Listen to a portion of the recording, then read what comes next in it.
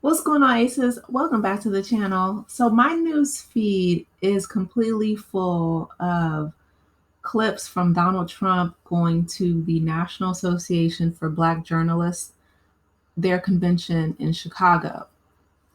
And I'm I'm I'm trying to understand why or how people don't understand by now just who Donald Trump is.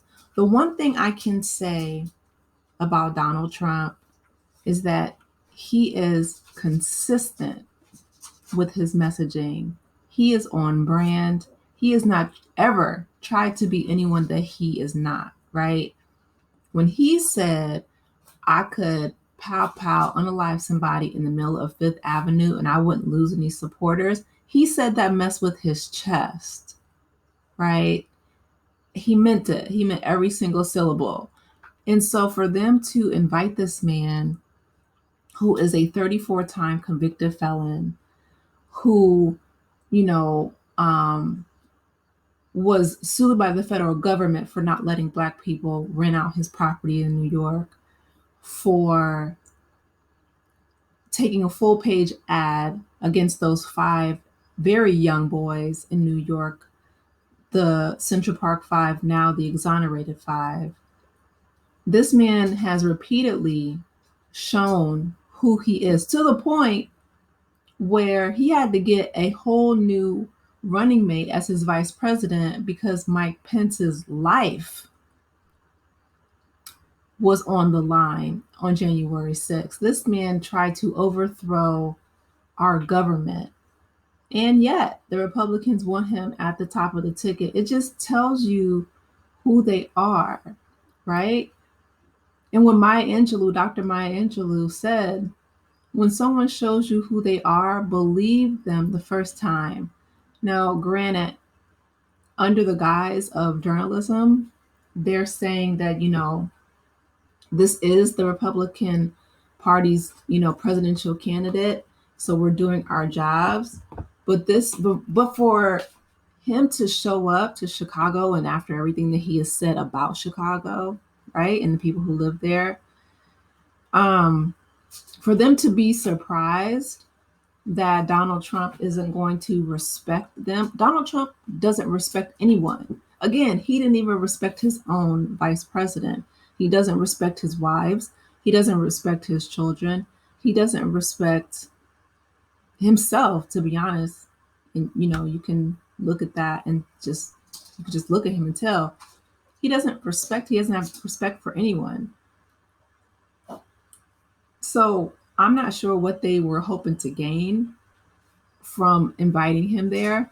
But I want to play you guys just this quick clip. It's about 4 minutes and 30 seconds long. And they were trying to ask him questions about his policies, about, substantial issues. But again, Donald Trump is who he is. He doesn't have any policy issues. He's trying to distance himself from Project 2025. He is someone who only runs on one thing, right? And that's power. That's it. That's all he cares about. Money, subjugation, power. Let's go ahead and listen to the clip. About some of your rivals, from Nikki Haley to former President Barack Obama, saying that they were not born in the United States, which is not true. You have told former congresswomen of color who were American citizens to go back to where they came from. You have used words like animal and rabbit to describe Black district attorneys. You attacked Black journalists, calling them a loser, saying the questions that they ask are, quote, stupid and racist. You've had dinner with a white supremacist at your Mar-a-Lago resort. So my question, sir, now that you are asking Black supporters to vote for you, why should Black voters trust you after you have used language like that? Well, first of all, I don't think I've ever been asked a question so in such a horrible manner. First question. You don't even say, hello, how are you? Are you with ABC? Because I think they're a fake news network, a terrible network. And I think it's disgraceful that I came here in good spirit. I love the Black population of this country. I've done so much for the Black population of this country. including employment, including opportunity zones with Senator Tim Scott of South Carolina, which is one of the greatest programs ever for black workers and black entrepreneurs. I did so much, and and I say this, historically black colleges and universities were out of money, they were stone cold broke, and I saved them and I gave them long-term financing, and nobody else was doing it.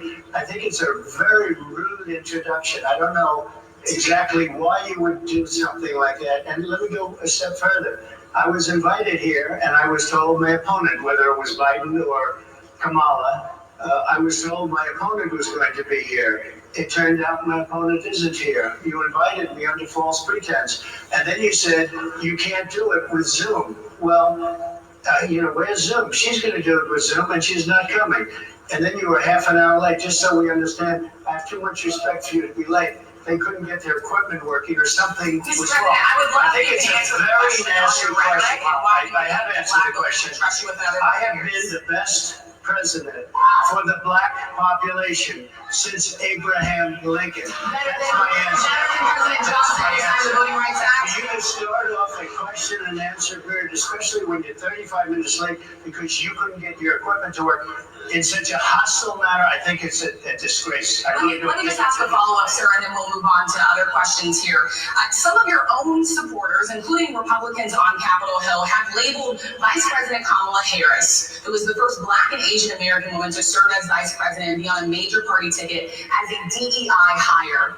Is that acceptable language to you? And will you tell those Republicans and those supporters to stop it? How do you define DEI? Go ahead. How do you define diversity, equity, and inclusion? Okay, yeah, go ahead. Is that what your definition is? That is give me a definition. Would you give me a definition? Yeah. Give me a definition. Sir, I'm asking you a question. No, you have to define it for me. If you I just defined it, sir. Do you believe that Vice President Kamala Harris is only on the ticket because she is a black woman? Well, I can say no. I think it's maybe a little bit different. So I've known her a long time indirectly, not directly very much, and she was always of Indian heritage, and she was only promoting Indian heritage. I didn't know she was black until a number of years ago when she happened to turn black, and now she wants to be known as black. So I don't know, is she Indian or is she black? She's always identified as a black I respect either one, but she obviously doesn't, because she was Indian all the way, and then all of a sudden she made a turn, and she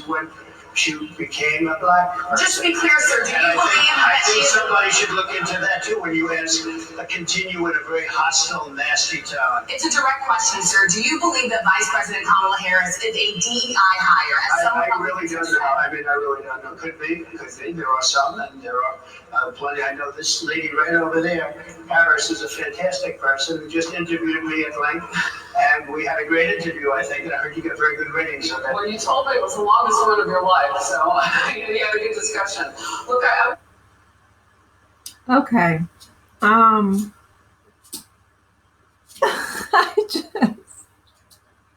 don't know what answer they were expecting. Donald Trump is not going to give you concise, clear answers about him thinking that Vice President Kamala Harris is a DEI hire. That's his whole platform. That is exactly who he is. I don't know what they were expecting. And now the whole organization is being dragged up and down social media. But we have got to stop looking for external validation.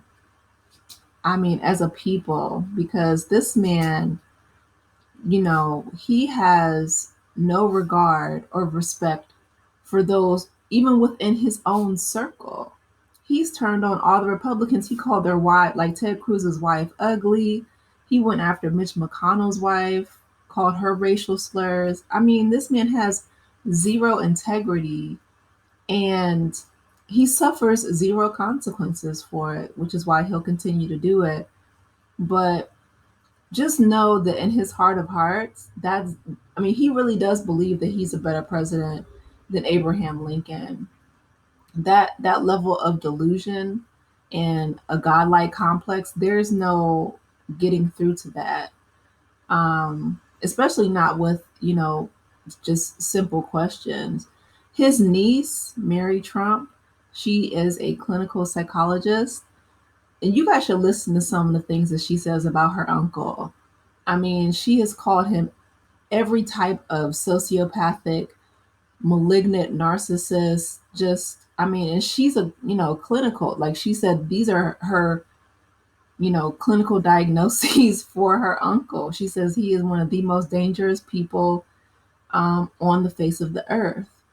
And for the Republican Party and half the country to want to put him in power after he said that he wants to be a dictator on day one, that just shows you, who they are and who this country is. I mean, asking him, do you really feel this way about Vice President Harris? I don't know if she wanted him to say, yes, yes, I do, because it wouldn't change anything, because that's who he is. It's frustrating, because I mean, every single person who comes in contact with Donald Trump, you can look at his businesses. He doesn't pay his, the people that he does business with. His children are, Lord bless him. Um, you know, his wife doesn't even like to be around him. The third one, this is his third wife, Melania. It's a mess. But unfortunately, now people are saying that the National Association for Black Journalists have lost their credibility trying to get answers from a man who really is I don't feel like he's even honest with himself, let alone anybody else. But anyway, you guys, let me know your thoughts about Donald Trump going to Chicago to the Black Journalist Convention. Please be sure to like the video, subscribe to the channel, and I will talk with you in the next one. Take care, Aces. Bye.